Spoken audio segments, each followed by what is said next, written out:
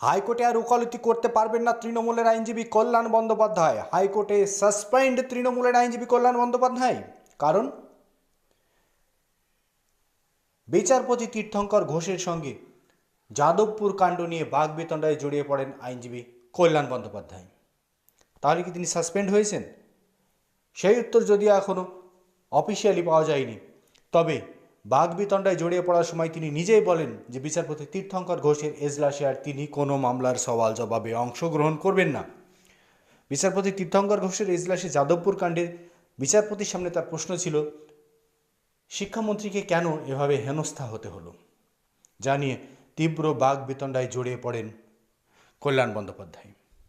অন্যদিকে শিক্ষামন্ত্রী গাড়ির সামনে যিনি আহত হয়েছেন, এখনও হসপিটালে মৃত্যুর সঙ্গে পাঞ্জা লড়ছেন, তার বিষয়ে কোনো প্রশ্ন না করে সরাসরি শিক্ষামন্ত্রীকে কেন হেনস্থা করা হলো এই প্রশ্ন করায় বাগবিতণ্ডা শুরু হয় বিচারপতি তীর্থঙ্কর ঘোষের এজলাসে। আর তারপরে বিচারপতি তীর্থঙ্কর ঘোষ তীব্র তিরস্কার করেন আইনজীবী কল্যাণ বন্দ্যোপাধ্যায়কে। এমনভাবে তিরস্কার করেন যে লজ্জায় মাথা হেঁট হয়ে যায় কল্যাণ বন্দ্যোপাধ্যায়ের। আর তারপরেই তিনি এজলাস ছেড়ে দেওয়ার হুমকি দেন। চিরজীবনের মতো তিনি তীর্থঙ্কর ঘোষ স্যারের এজলাসে মামলা করবেন না, এই ঘোষণা দিয়ে বেরিয়ে আসেন এজলাস থেকে।